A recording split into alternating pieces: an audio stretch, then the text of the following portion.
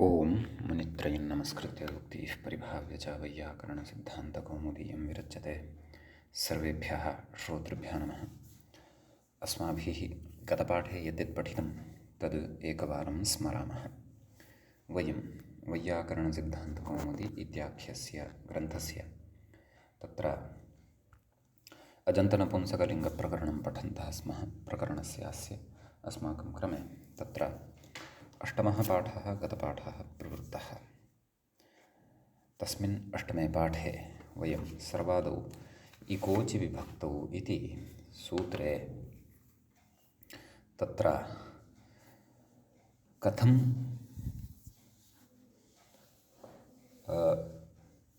तन्नाम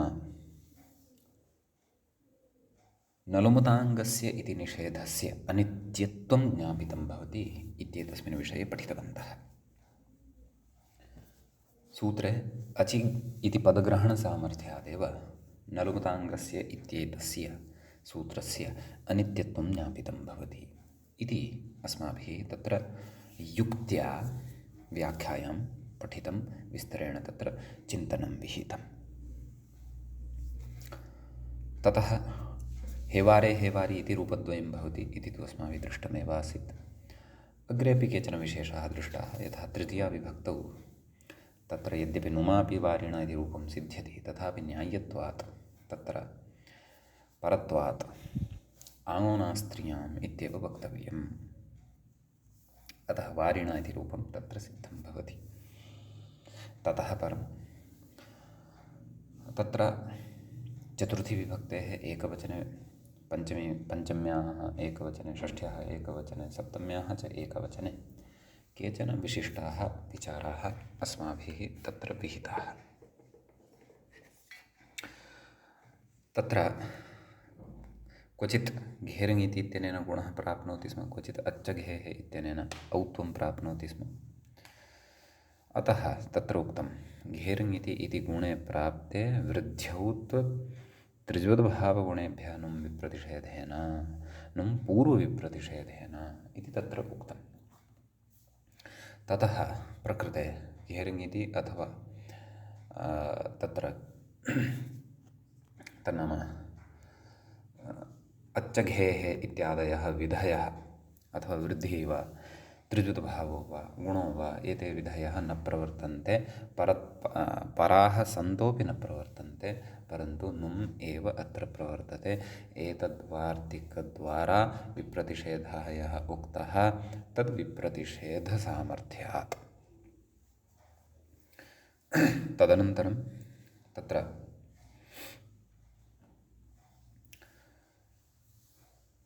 वारिणे, वारिणः, वारिणोः इत्यादीनि रूपाणि साधितानि।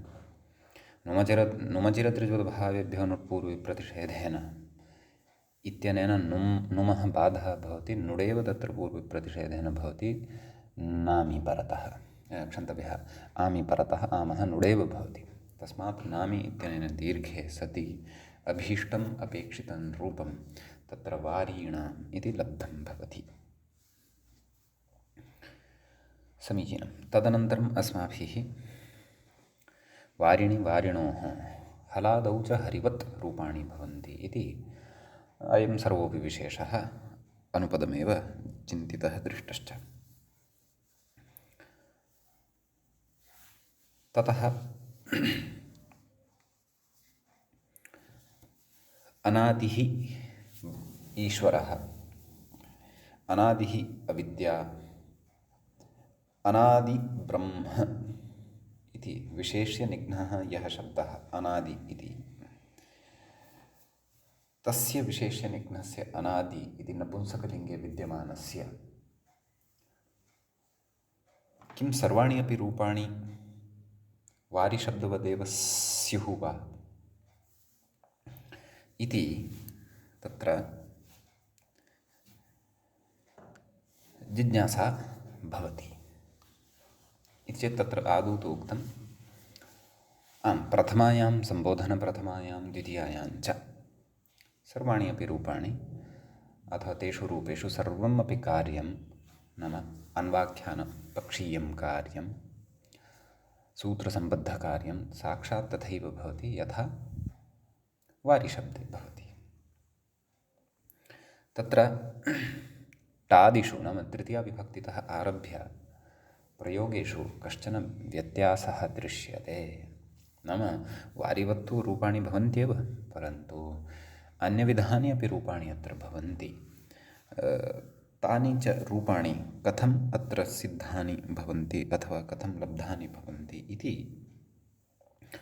तस्मिन् विषये अस्माभिः तृतीयादिषु भाषितपुंस्कं पुंवदगालवस्य इति सूत्रं यद्वर्तते तस्य सूत्रस्य तत्र पठनस्य आरम्भः कृतः। तत्रापि अस्य सूत्रस्य गतपाठे अस्माभिः केवलः पदपरिचयः एव प्राप्तः अस्ति। वयम् अस्य सूत्रस्य अर्थविवरणपूर्वकं पठनं किञ्च अग्रिमं विशेषम् इदानीम् अग्रिमे पाठे द्रक्ष्यामः इति। तत्र अजन्तनपुंसकलिङ्गप्रकरणस्य अष्टमः पाठः प्रवृत्तः। अधुना तावत् अजन्तनपुंसकलिङ्गप्रकरणस्यास्य अस्माकं क्रमे नवमः पाठः तत्र आरब्धो भवति। अस्मिन् नवमे पाठे तदेव तन्नाम तत्र किम् अस्ति कथयन् अग्रे व्याख्याता कथञ्च सूत्रार्थं प्रति अस्मान् नयन् अस्ति इत्येतस्मिन् विषये अस्माभिः पठनीयं वर्तते। गतपाठस्य अन्ते व्याख्यायाः पङ्क्तयः इत्थम् आसन्। तत्र पुंस्त्वे नपुंसकत्वे च एकप्रवृत्तिनिमित्तकम् इति यावत्, ततः इकोच् विभक्तौ इत्यतः इकोचीति नपुंसकस्य झलचः इत्यतो नपुंसकस्येति च अनुवर्तते। नैव गतपाठस्य अन्ते पङ्क्तयः इत्थमासन्। अहं पुनः पठन् अस्मि, मया पूर्वं दोषः आचरितः। अनादिः विद्या अनादिब्रह्म त्रिलिङ्गोऽयं विशेष्यनिघ्नः तस्य नपुंसकत्वे प्रथमाद्वितीययोर्वारिवद्रूपाणि टादिषु अचि विशेषमाः तृतीयादिषु इति एवम्। इतः अग्रे अस्माभिः पठनीयम् अस्ति। अधुना कथयति अग्रे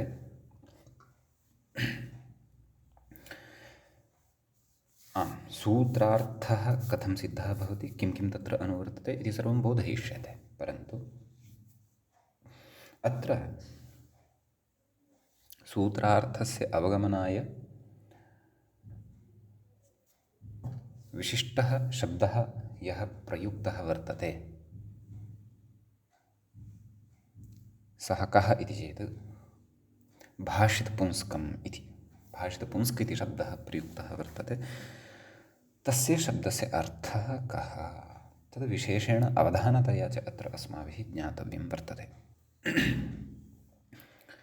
कथयति भाषितः पुमान् येन प्रवृत्तिनिमित्तेन तद्भाषितपुंस्कम् इति। वयं जानीमः भाषित इत्यत्र भाषव्यक्तायां वाचि इति धातुः भवति। तस्मात् क्तप्रत्ययं यदि कुर्मः तर्हि भाषित इति शब्दः सिद्धः भवति।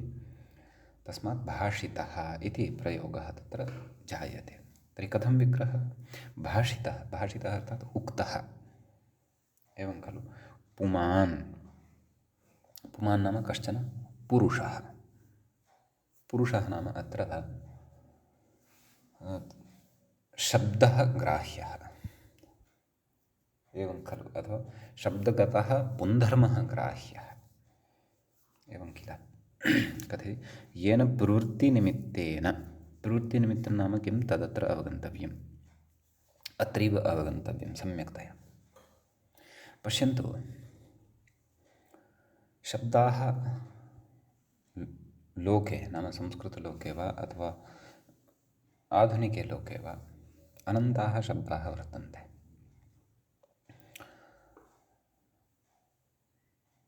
संस्कृतलोके अपि शब्दराशिः महान् अस्ति। प्रकृते प्रत्येकमपि यः शब्दः भवति, एवं किल,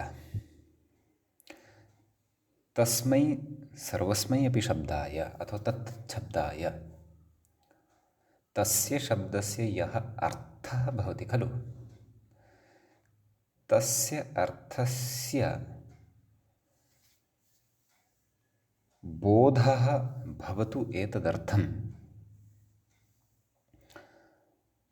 तस्य शब्दस्य किञ्चन निमित्तं भवति।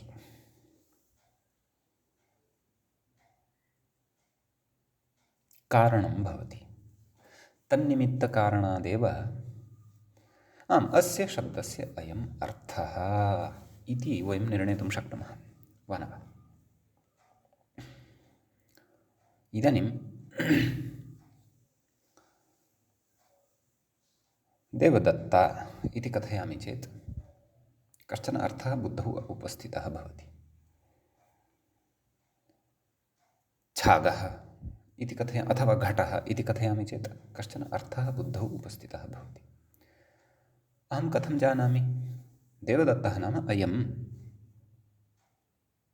कश्चन पुरुषः, बालको वा कश्चन मानवको वा, अथवा अहं कथं जानामि यत् घटः नाम अयं कम्बुग्रीवादिमत्वं यस्मिन् वर्तते, मृत्तिकया यन्निर्मीयते, कुलालेन यस्य निर्माणं क्रियते,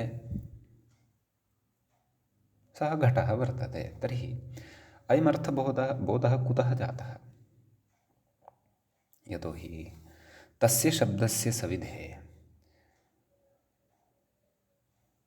अथवा तस्य शब्दस्य अर्थबोधं कर्तुम् अथवा तस्य शब्दस्य अर्थबोधः भवेत् इति कृत्वा तस्य शब्दस्य किञ्चन निमित्तम् अवश्यं भवति, कारणम् अवश्यं भवति। तत्कारणमेव प्रवृत्तिनिमित्तम् इत्युच्यते। एवं खलु। यथा घटे घटत्वं, घटत्वं नाम जातिः अपि इत्युच्यते, परन्तु जातिं विना व्यक्तेः यथार्थबोधः न भवति, नाम शब्दव्यक्तेस्तु सुतरां बोधः न भवति। एवं खलु। इदानीं देवदत्तः अयं भवति, ईदृशः भवति, तस्य एकः शिरः भवति, नासिका भवति, शरीरम् अस्ति इति यावता एतत् कारणं यावता बुद्धौ नास्ति, इदं निमित्तं यावत् बुद्धौ नास्ति, तावता देवदत्तशब्दस्य अर्थबोधः जायते वा? न सुतरां जायते। एवमेव मृत्तिकया निर्मीयते, अधः किञ्चित् बृहदाकारः भवति, कम्बुग्रीवामत्वं भवति, विविधैः धातुभिः निर्मीयते, मृत्तिकया प्रसिद्धतया निर्मीयते, अतः अयं घटः वर्तते। परन्तु घटः ईदृशः भवति इति यदि न जानीमः, तस्य नाम स्वरूपमेव न जानीमः, तर्हि घटशब्दस्य अर्थमपि कथं जानीमः? एवं खलु। अतः तत्तत् शब्दस्य किञ्चन निमित्तं भवति, तन्निमित्तं प्रवृत्तिनिमित्तम् इत्युच्यते। तदेव अत्र किं कथयति? भाषितः पुमान् येन प्रवृत्तिनिमित्तेन तद्भाषितपुंस्कम् इति। एवं खलु। नाम किञ्चन प्रवृत्तिनिमित्तम् अस्ति, नाम अर्थगतायाः या प्रवृत्तिः अस्ति तस्याः यन्निमित्तं वर्तते इति भावः। तर्हि किञ्चन प्रवृत्तिनिमित्तं वर्तते, तत् प्रवृत्तिनिमित्तं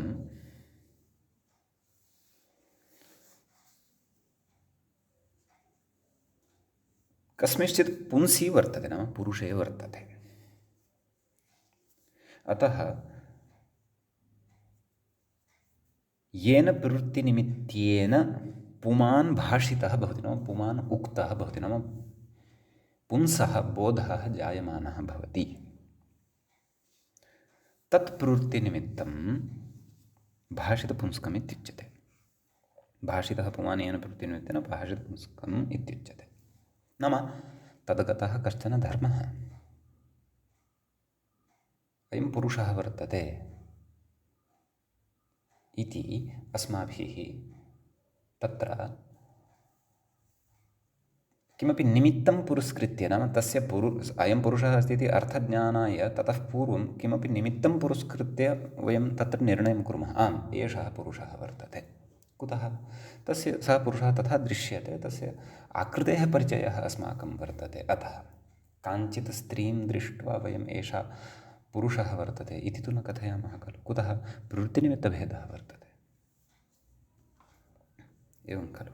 अग्रे कथयति, भाषितपुंसकमिति कथितं किं भवति? कथयति, तत् अस्य अस्ति इति अर्षाद्यच्, नाम भाषितपुंसकम् अस्य वर्तते इत्यस्मिन् अर्थे, मतुबर्थे, नाम मतुबर्थो भवति अयं। कः? तत् अस्य अस्ति अथवा तत् अस्मिन् अस्ति इत्येवं रीत्या यदुच्यते तत् सः मतुबर्थः भवति। एवं खलु। तर्हि तत्र उच्यते भाषितपुंसकम् अस्य वर्तते इति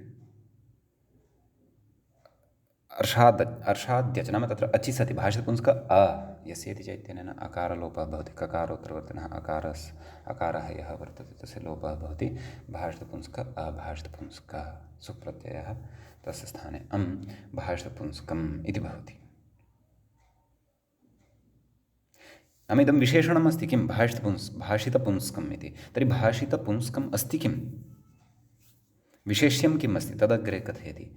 शब्दस्वरूपम् इति विशेष्यं। शब्दस्वरूपं विशेषं, नाम इदं शब्दस्वरूपं भाषितपुंस्कं वर्तते। नाम एतेन शब्देन तत्र भाषितः वर्तते पुमान्।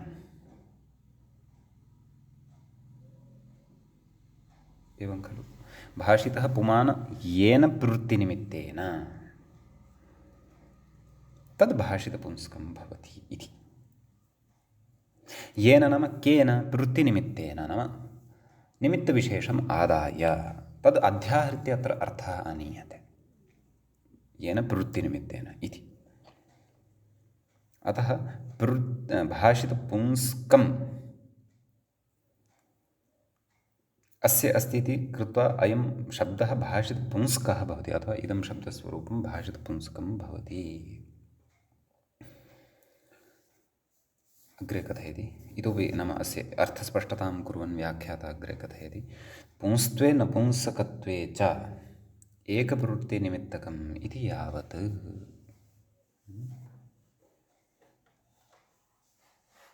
नाम भाषितपुंस्कं किं भवति?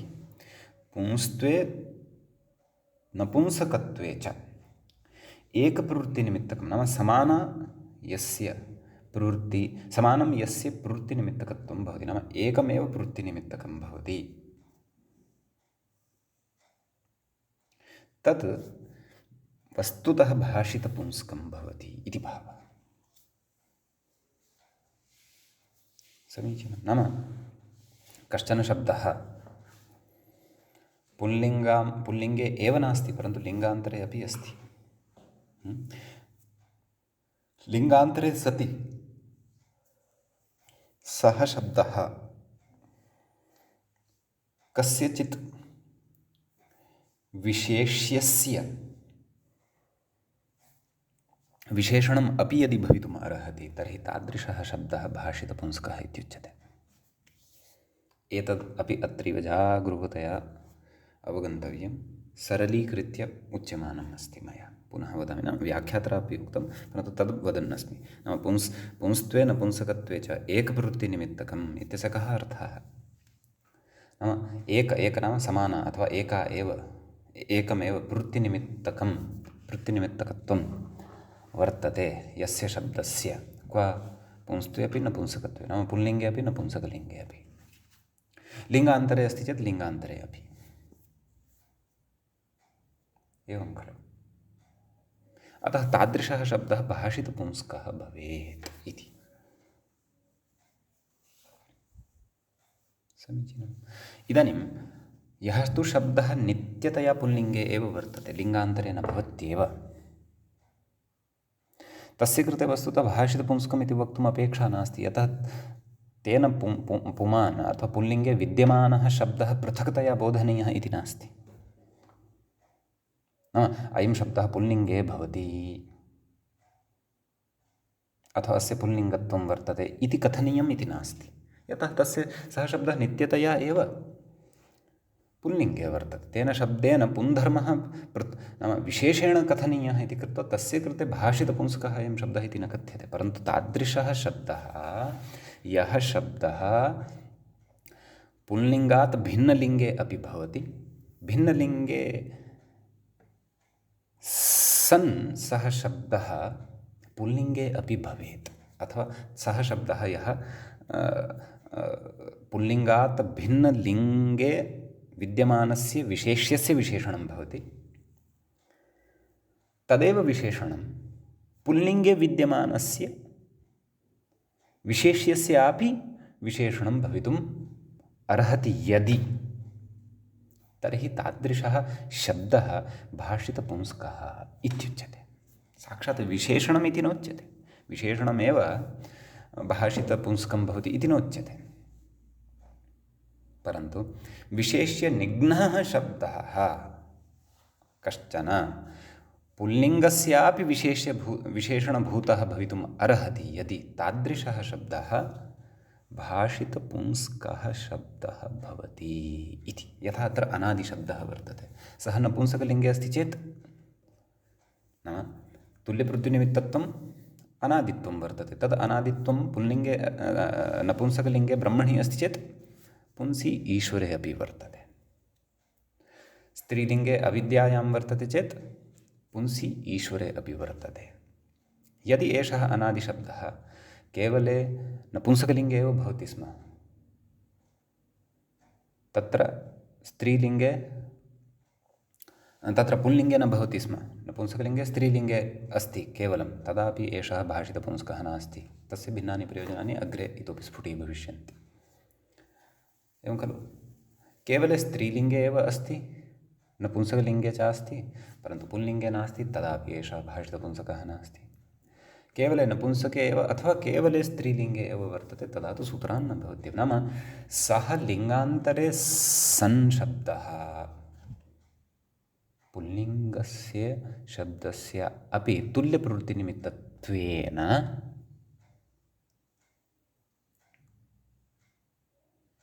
विशेषणं स्यात्, तुल्या प्रवृत्तिः स्यात्।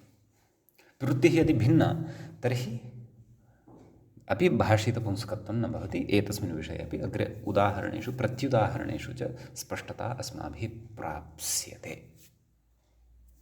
तर्हि मित्राणि, जागरूकतया अत्र असकृत्वा चिन्तनं विधाय, नाम पुनः पुनः वा चिन्तनं विधाय किम् इदं भाषितपुंस्कम् इति अस्माभिः विस्तरेण स्पष्टीकर्तव्यमेव।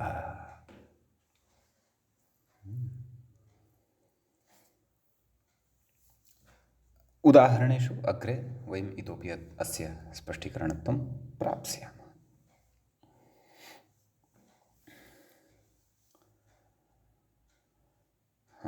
इदानीं वयं सूत्रार्थं प्रति आगच्छामः। सूत्रार्थे किं कथयन्नस्ति ग्रन्थकारः इति पश्यामः। तत् नाम सूत्रार्थकरणात् पूर्वं किं किम् इतोपि बोधयन् अस्ति इति पश्यामः। कथयति,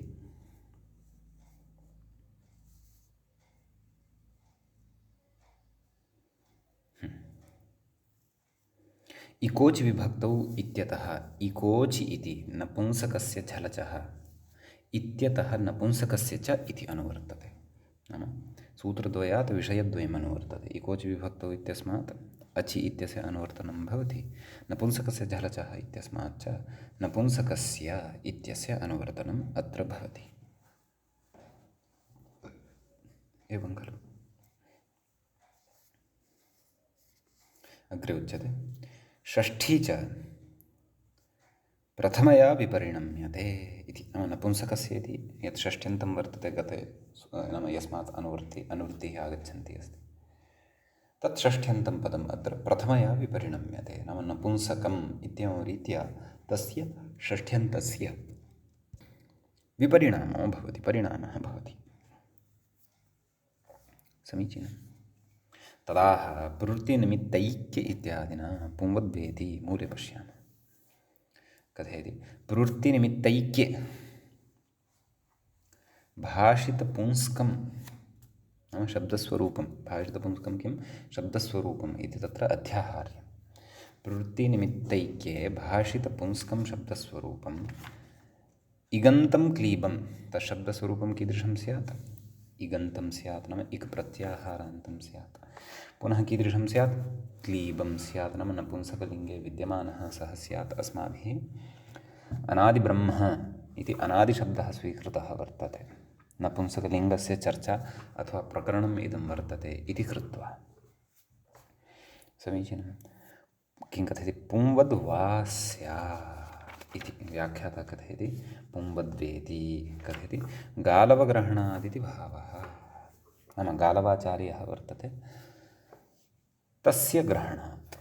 यथा इदम् अयं पुंवद्भावः गालवाचार्यस्य मते, अन्येषाम् आचार्याणां मते नास्ति, अतः विकल्पः सिद्धः भवति। केषाञ्चन मते अस्ति, केषाञ्चन मते नास्ति। परन्तु अस्माकं कृते तु यथा सूत्रकारस्य अयं गालवाचार्यः आदरणीयः, तद्वत् अस्माकं कृते अपि अयं गालवाचार्यः आदरणीयः एव अस्ति। अतः अस्माभिः तु गालवाचार्यस्यापि मतं गृहीत्वा तस्य प्रयोगस्य साधुत्वं मन्तव्यं, पक्षे यद्रूपं वर्तते तस्य प्रयोगं गृहीत्वा अपि साधुत्वं मन्तव्यम्। अतः अस्मदादीनां कृते तु उभयथापि अत्र प्रयोगः भवति इति। समीचीनं। कथयति अचि इति व्याख्याता कथयति अचि इति अजादौ इत्यर्थः, अजादौ विभक्तेः परतः इति अर्थः। समीचीनम्। अनादिशब्दः च तुल्यप्रवृत्तिनिमित्तकः अस्ति एव। यतोहि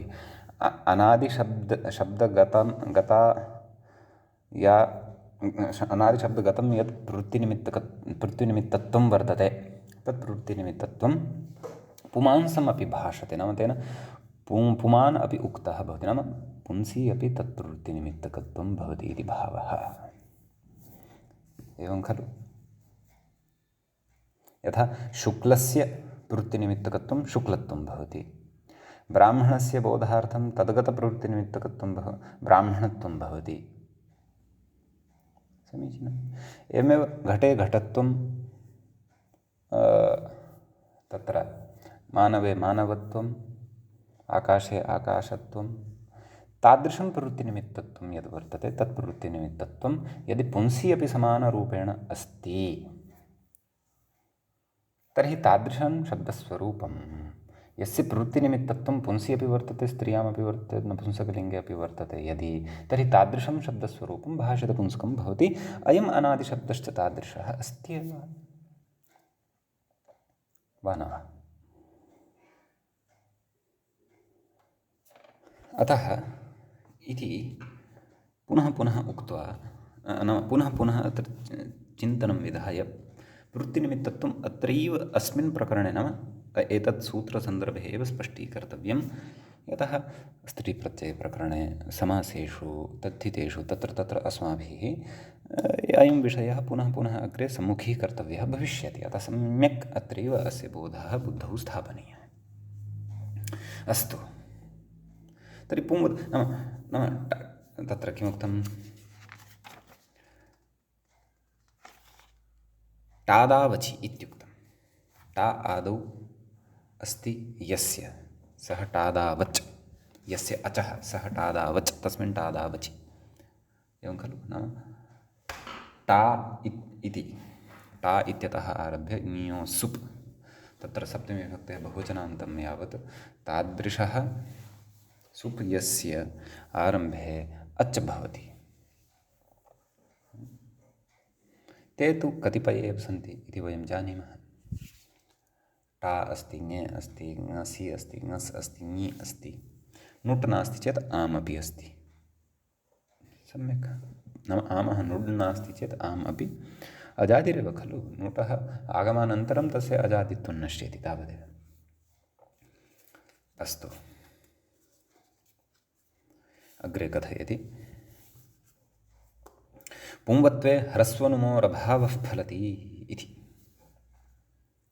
एवं खलु। नाम पुंवत्वपक्षे तत्र ह्रस्वत्वं न भवति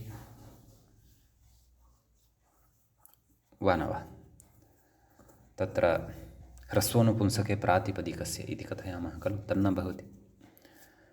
अग्रे कथयति नुमः च अभावः, नुमपि न प्रवर्तते, यतोहि इकोचि विभक्तौ इत्युक्तं खलु।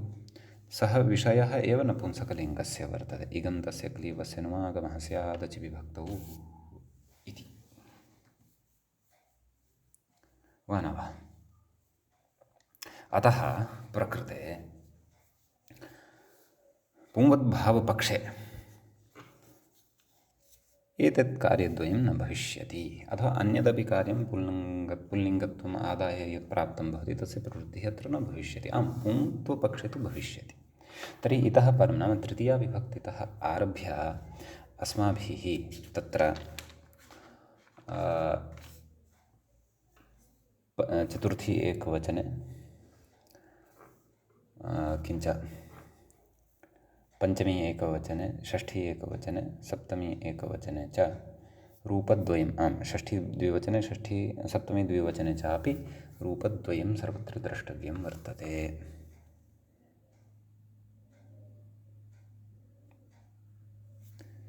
एवं किल। यतः तादावचि इत्युक्तं, परन्तु इदानीं मूले चतुर्थीविभक्तेः एकवचनस्य रूपं दृश्यते। सत्यं, तत्र टादावचि इति यदि उक्तं स्यात् टादौ अचि, तर्हि तृतीयाविभक्तेः एकवचने कुतः पुंवद्भावः? सत्यं सत्यं सत्यं, तृतीयाविभक्तेः एकवचने पुंवद्भावः जातः चेदपि रूपभेदः नास्ति। एवं खलु, अनादिना इत्येव रूपं भविष्यति। यतः पुंवत्वम् अस्ति तत्र, नाम पक्षे पुंवत्वम् अस्ति चेदपि तत्र विशेषकार्यविधानाभावात् रूपे भेदो न भवति। चतुर्थी एकवचनतः एव रूपे भेदः अस्ति। एवञ्च तृतीयाद्विवचने, नाम तृतीया एकवचने तत्र अनादिना हरिणा इति वदन् णत्वं न भवति निमित्ताभावात्, अयमेव विशेषः। द्विवचने अनादिभ्यां, बहुवचने च अनादिभिः, एवं रीत्या प्रयोगाः भवन्ति। चतुर्थीतः विशेषः अस्माभिः द्रक्ष्यते अग्रे। परन्तु ततः पूर्वं प्रवृत्तिनिमित्तविषये व्याख्याता इतोपि स्पष्टीकुर्वन्नस्ति कांश्चन विषयान्। सः जानाति प्रवृत्तिनिमित्तकत्वं बुद्धौ एकवारश्रवणेन कदाचित् अध्येतॄणां न प्रविशेत्।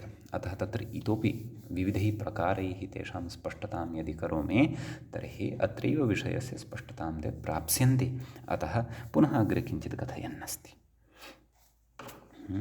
कथयति घटपटादिशब्दास्तावत् घटत्वपटत्वादिरूपेण एव तत्तद्व्यक्तिं प्रत्ययायन्ति इति।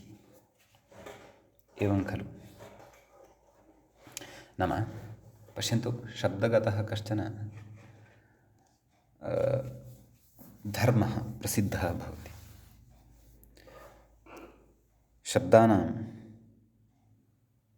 जातिगतस्वरूपमेकं भवति, व्यक्तिगतस्वरूपमेकं भवति, पदार्थानामपि तथैव भवति। घटः अस्ति, घटस्य जातिः काचित् वर्तते, तस्य व्यक्तिः काचित् वर्तते।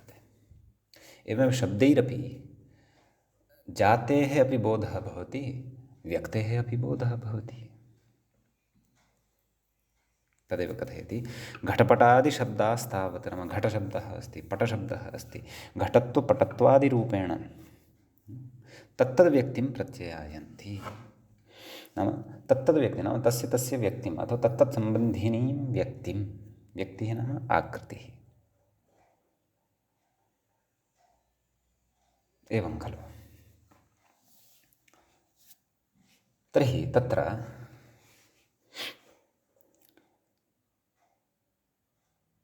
घटत्वपटत्वादिरूपेण एव इति कथयति। अत्रैव मुख्यः विषयः अस्ति। नाम प्रत्ययायन्ति, प्रत्ययायन्ति नाम अवगमयन्ति अथवा बोधयन्ति। नाम तत्र घटत्वं यस्मिन् भवति सः घटः भवति इति घटशब्दे उच्चार्यते सति ज्ञातं भवति।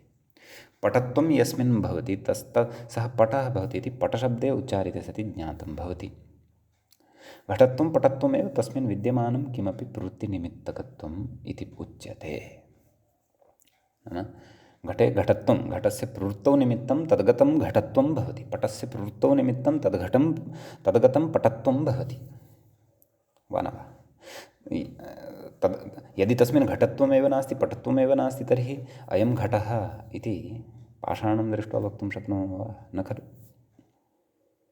अतः घटत्वपटत्वादिरूपेण एव तत्तद्व्यक्तिं प्रत्यायन्ति अथवा अवगमयन्ति अथवा बोधयन्ति। कथयति न तु द्रव्यपृथिवीत्वादिरूपेण इति निर्विवादम्।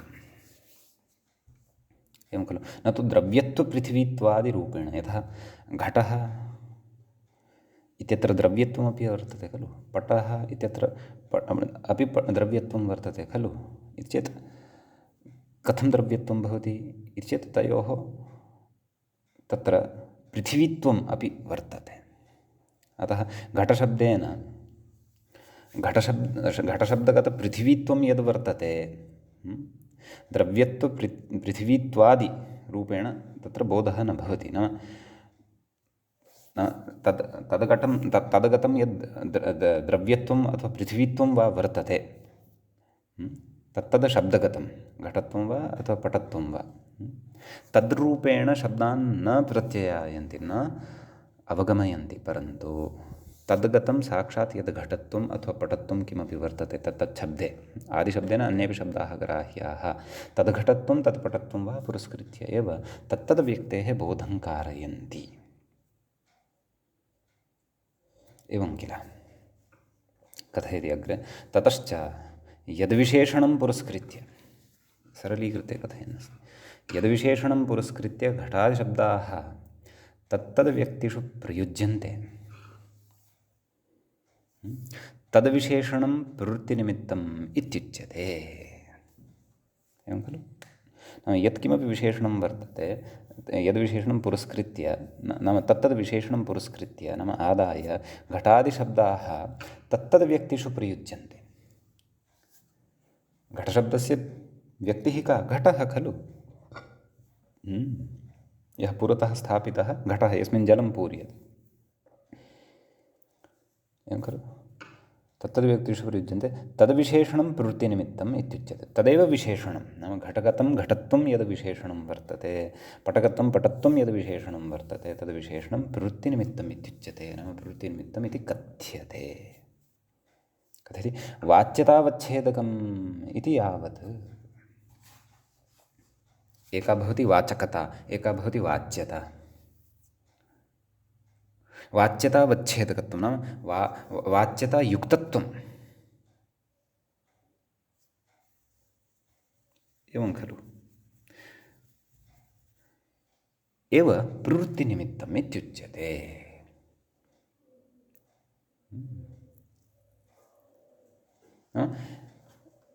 एतेन प्रवृत्तिनिमित्तेन ज्ञायते, आम् एषः घटः अथवा एषः पटः, तदेव वाच्यतावच्छेदकत्वम् इत्युच्यते। एवं किल। कथयति एवञ्च नपुंसकत्वे लिङ्गान्तरे च यस्य एकमेव वाच्यतावच्छेदकम्, अतीव मुख्या पङ्क्तिः अस्ति अत्र। कदापि यदि भाषितपुंस्कम् इति किं भवति इति अग्रिमेषु प्रकरणेषु अपि भवतां भ्रमः जायेत, एषा पङ्क्तिः द्रष्टव्या। एवञ्च नपुंसकत्वे लिङ्गान्तरे च, नाम नपुंसकलिङ्गे एव न, स्त्रीलिङ्गे अपि, यस्य एकमेव वाच्यतावच्छेदकम् अर्थात् प्रवृत्तिनिमित्तकत्वं समानमेव वर्तते। यथा अनादित्वम्, इतः गृह्णान्तु सरलतया, अनादित्वम् ईश्वरे अपि अस्ति, सः पुमान्, अविद्यायामपि अस्ति, सा स्त्री, ब्रह्मणि अपि वर्तते, नपुंसकं। कथयति नाम तदेव शब्दस्य प्रवृत्तिनिमित्तकत्वम् अनादित्वं समीचीनम् एकमेव वाच्यतावच्छेदकं तत् शब्दस्वरूपं भाषितपुंस्कशब्देन विवक्षितम् अपि च तादृशं भाषितपुंस्कम् अस्य वर्तते इति सः भाषित तदेव तत् शब्दस्वरूपं भाषितपुंस्कं भवति इत्येव अत्र विवक्षितं वर्तते नाम तुल्यप्रवृत्तिनिमित्तकत्वम् इति एतदुच्यते अथवा समानप्रवृत्तिनिमित्तकत्वम् अथवा एकप्रवृत्तिनिमित्तकत्वम् इति वा अत्र अवगन्तव्यम् समीचीनम् अग्रे कथयति अनादिशब्दश्च उत्पत्त्यभावात्मकं तदेव इदानीम् अनादिशब्दं प्रति एव आगच्छन् अस्ति यतः यदुदाहरणं स्वीकृतं वर्तते तत्र चर्चा मुख्यतया अपेक्षिता वर्तते अनादिशब्दश्च उत्पत्त्यभावात्मकम् अनादित्वं नाम यत्र उत्पत्तेः अभावः भवति एवं खलु आदिरेव नास्ति यत्र तद् अनादित्वम् इति उच्यते खलु एवं किल कथयति उत्पत्त्यभावात्मकम् अनादित्वं पुरस्कृत्य स्त्री पुंस्कशब्द किमुच्यते स्त्री नपुंसक तत्तद् व्यक्तिप्रत्यायकः इति भवति प्रत्यायकः इति भवति तस्य प्रवृत्तिनिमित्तैक्ये भाषितपुंस्कता इति नाम अस्य अनादिशब्दस्य तुल्यप्रवृत्तिनिमित्तत्वं वर्तते नाम यथा तस्य प्रवृत्तिनिमित्तत्वं स्त्रियां नपुंसके च वर्तते तद्वत् पुंसि अपि वर्तते नाम सः पुंसि अपि स्वकीयं प्रवृत्तिनिमित्तत्वम् अर्हति तद् अनादित्वं पुंसि अपि वर्तते पुंसि नास्ति इति नास्ति अतः तस्य भाषितपुंस्कता भवत्येव कथयति अतस्तस्य कथयति अतः तस्य नाम अनादिशब्दस्य टादावचि एवं खलु नाम तादृशे अचि परतः नाम तादृशे टादौ परतः यः अजादिः स्यात् एवं किल टादावचि पुंवत्वविकल्पः नाम पुंवत्वस्य विकल्पः भवत्येव इति अभिप्रेत्य उदाहरति इति एतावन्तम् अभिप्रायं पुरस्कृत्य उदाहरति किम्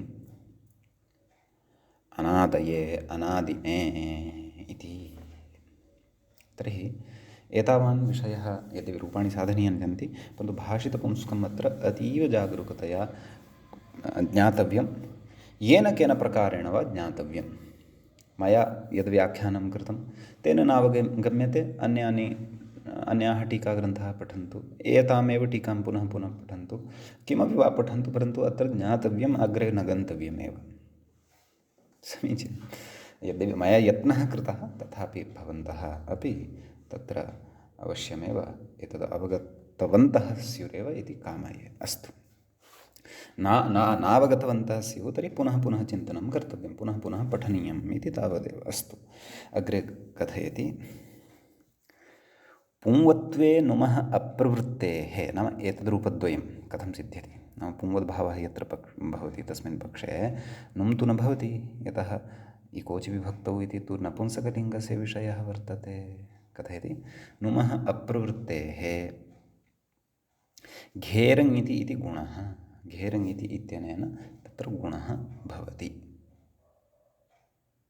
समीचीनं यथा हरये इति साधितं तद्वत् इत्यर्थः अतः अनादे ए अयादेशः अनादय ए अनादये इति रूपं हरये इति वद्भवति अग्रे कथयति पुंवत्वाभावे तु नुमिति भावः नाम यस्मिन् पक्षे पुंवद्भावः नास्ति तस्मिन् पक्षे तु तत्र नुम् एव भवति इति एवं खलु अतः तत्र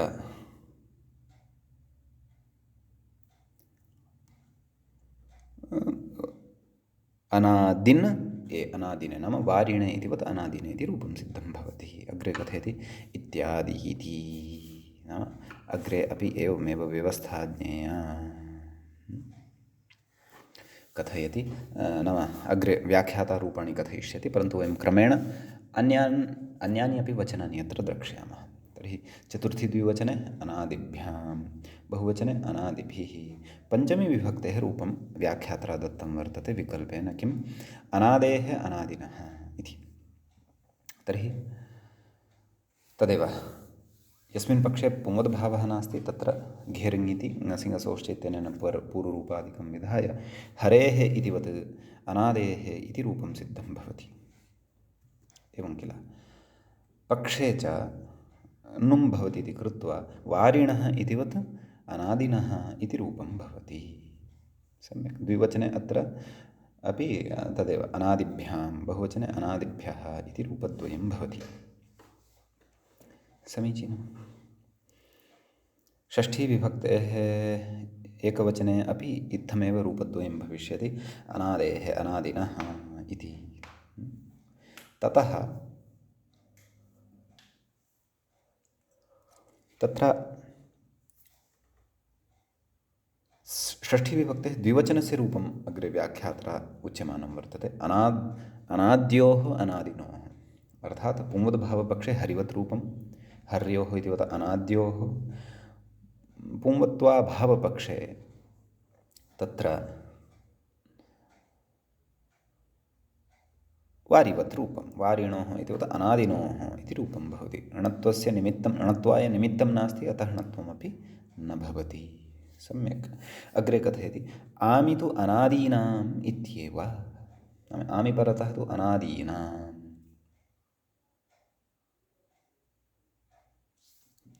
एवं किल। तत्र यद्यपि मूले नोक्तं परन्तु व्याख्यात्रा एव अत्र उच्यमानं वर्तते न। तत्र आमि परतः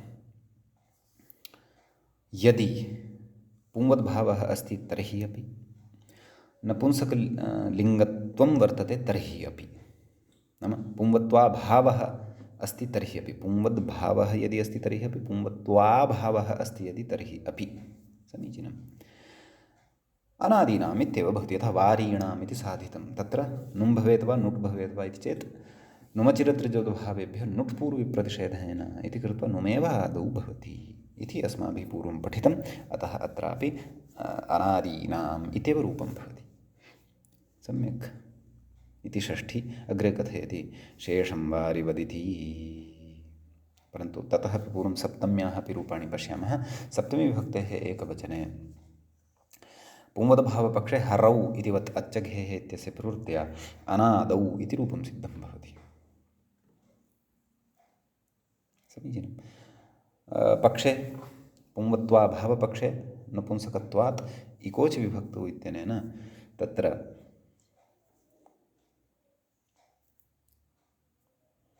नुमागमः भवति। वारिणी इतिवत् अनादिनी इति रूपं सिद्धं भवति। द्विवचने अनाद्योः अनादिनोः, बहुवचने अनादिषु एकमेव रूपम्। सम्बोधनस्य रूपाणि विचारितानि आसन् किल। आं, तानि विचारितानि। तत्र सम्बोधने एकवचने रूपद्वयं, हे अनादे हे अनादि, हे अनादिनी हे अनादीनि, एवं रीत्या रूपद्वयं तत्रापि भवति एकवचने सम्बोधने। समीचीनम्। अत्र पुंवद्भावः न भवति, प्रथमायां द्वितीयायां च। कुतः? यतः टादावचि एव पुंवद्भावः उक्तः इति। समीचीनम्। इदं व्याख्यात्रा उच्यते शेषं वारिवदिति। मूले उक्तं खलु शेषं वारिवत्। व्याख्याता कथयति प्रथमा द्वितीययोः भ्यामादौ हलि च वारिवदित्यर्थः। तानि च रूपाणि अनुपदमेव अस्माभिः सर्वाणि अपि उक्तानि साधितानि। समीचीनम्। अग्रे किं कथयति तत् पश्यामः। प्रवृत्तिनिमित्तैक्ये इत्यस्य प्रयोजनं दर्शयितुमाह इति। एवं किल। प्रवृत्तिनिमित्तैक्यं यद्वर्तते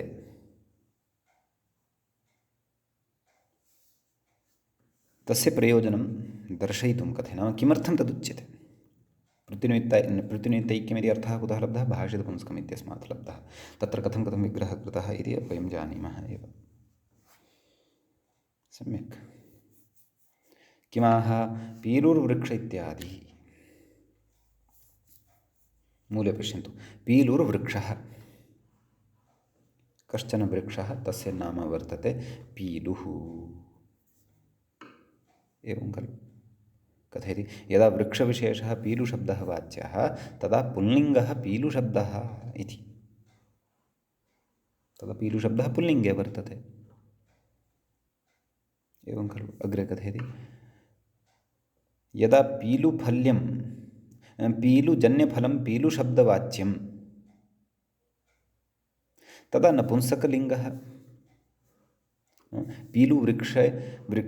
पीलुवृक्षजन्यं यत् फलं वर्तते,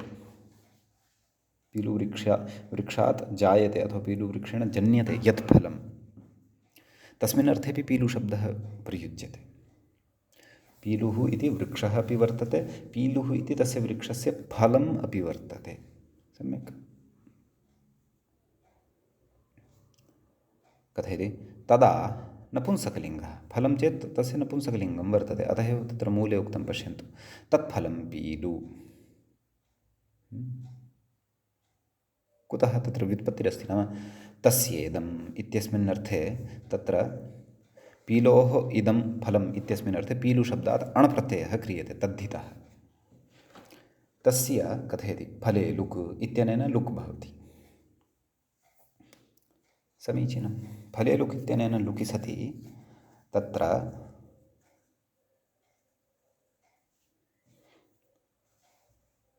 पीलु इत्येव तिष्ठति।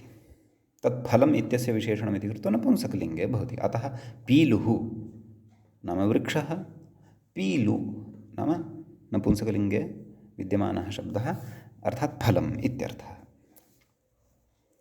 समीचीनम्। अग्रे कथयति, अत्र फले वाच्ये पुंवत्वं नेत्यर्थः। नाम द्रष्टुम् उभौ अपि शब्दौ समानौ स्तः। पीलु इति वृक्षार्थे प्रयुक्तः शब्दः, सोऽपि समानः। तस्य यत् फलं वर्तते तदपि तत्रापि शब्दः पीलु इत्येव वर्तते, परन्तु लिङ्गभेदः वर्तते खलु,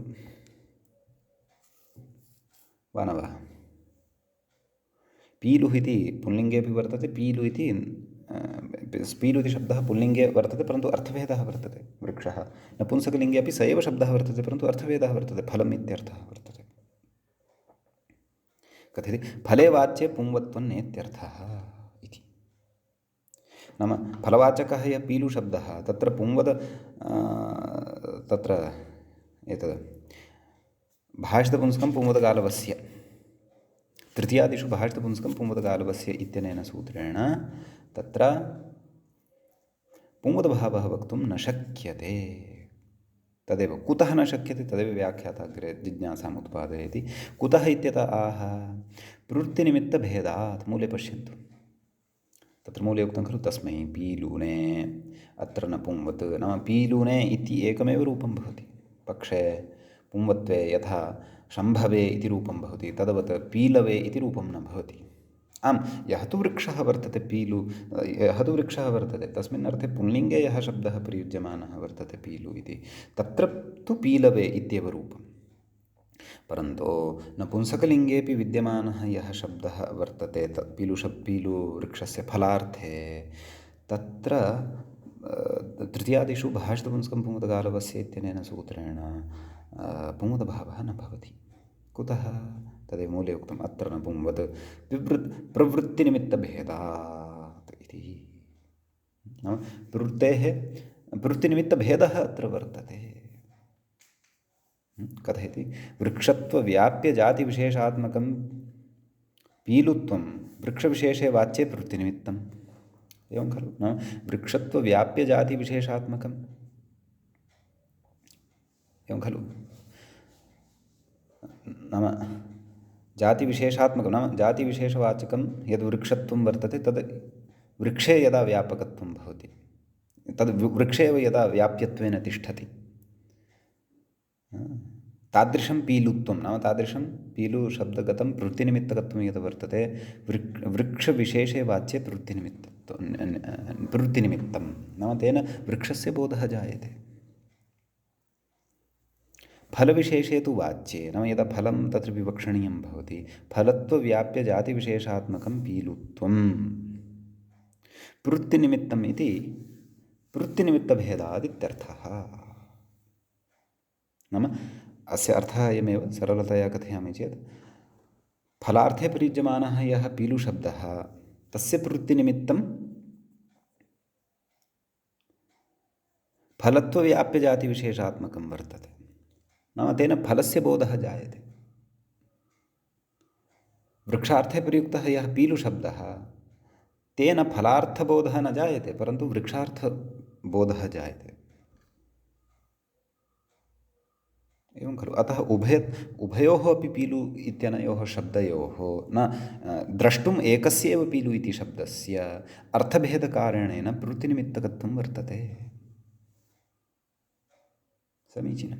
एवमेव अन्यः अपि एकः रुचिकरः शब्दः स्वीकर्तुं शक्यते। मित्रशब्दः नपुंसके अपि वर्तते, पुंलिङ्गे अपि वर्तते, परन्तु एकस्य एव शब्दस्य अर्थभेदेन तुल्यप्रवृत्तिनिमित्तकत्वं न भवति। अतः भाषितपुंस्कः अयं शब्दः नास्ति। यतोहि तत्र सुहृदर्थे मित्रशब्दः यः प्रयुज्यते तद्गतप्रवृत्तिनिमित्तकत्वं यद् वर्तते तत् सूर्येण भवति। सूर्यार्थे यः मित्रशब्दः प्रयुज्यते तद्गतप्रवृत्तिनिमित्तकत्वं यद् वर्तते तत् सुहृदि न भवति। द्रष्टुं शब्दः एकः एव। एवमेव पीलुशब्दविषये तथैव वर्तते। वृक्षार्थे यः पीलुशब्दः वर्तते तद्गत पीलुत्वम् अर्थात् प्रवृत्तिनिमित्तकत्वं यद् वर्तते तद् फलवाचिनि पीलुशब्दे अथवा फलार्थे नास्ति। फलार्थे विद्यमानः यः पीलुशब्दः वर्तते तद्गतप्रवृत्तिनिमित्तकत्वं यद् वर्तते तत् वृक्षे नास्ति। अतः प्रवृत्तिनिमित्तभेदः वर्तते, भाषितपुंस्कत्वम् अत्र नास्ति। प्रवृत्तिनिमित्तभेदात् तुल्यप्रवृत्तिनिमित्तकत्वम् एव यस्य वर्तते तस्य एव भाषितपुंस्कत्वम् इत्युच्यते। एवञ्च प्रवृत्तिनिमित्तभेदात् प्रकृते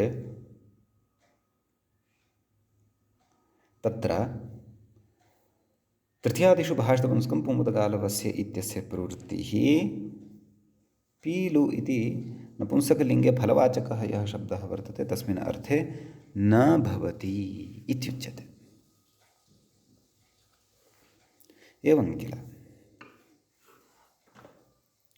कथयति तदुक्तं नाम अत्र प्रसिद्धमेकं श्लोकम् अस्मिन् विषये कथयन् अस्ति।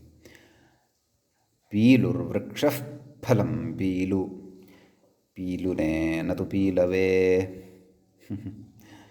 वृक्षे निमित्तं पीलुत्वं तज्जत्वं तत्फले पुनः। प्रसिद्धः श्लोकः।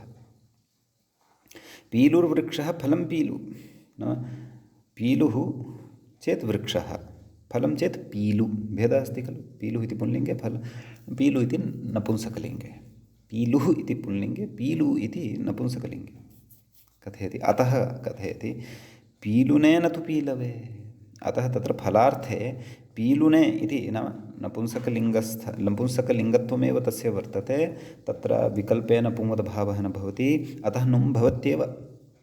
अतः चतुर्थीविभक्तेः एकवचने नुमि सति पीलुने इत्येव प्रयोगः भवति, पीलवे इति तु न भवति।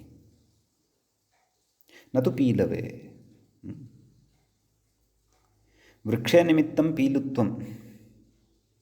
वृक्षः यः वर्तते तत्र निमित्तं किं भवति? पीलुत्वं भवति। कस्मिन्? वृक्षे। पीलु इति शब्दे एवं खलु। तज्जत्वं तत् फले पुनः। तज्जत्वं नाम वृक्षजत्वं नाम वृक्षात् जायते खलु फलं। तज्जत्वं यत् प्रवृत्तिनिमित्तकत्वं वर्तते तत् फले भवति। अतः प्रवृत्तिनिमित्तभेदादेव प्रकृते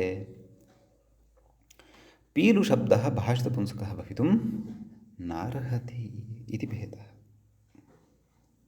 समीचीनम्। अतः भाषितपुंस्कशब्दविषये विस्तरेण अत्र चर्चा कृता। अनादिशब्दस्य रूपाणि चापि अत्र साधितानि विविधैः उदाहरणैः विविधैश्च प्रकारैः व्याख्यात्रा अस्माकं कृते किं नाम भाषितपुंस्कम् इति विशेषः तत्र दर्शितः। स च विशेषः अस्माभिः बुद्धौ स्थापनीयः। अद्यतनपाठः तावत् अत्रैव उपसंह्रियते। मङ्गलं कुर्मः। मुनित्रयं नमस्कृत्य उक्तिः परिभाव्य च वैयाकरणसिद्धान्तकौमुदीयं विरच्यते। एवञ्च अजन्तनपुंसकलिङ्गप्रकरणस्यास्य अस्माकं क्रमे नवमः पाठः सम्पन्नतां गतः। नमः सर्वेभ्यः श्रोतृभ्यः।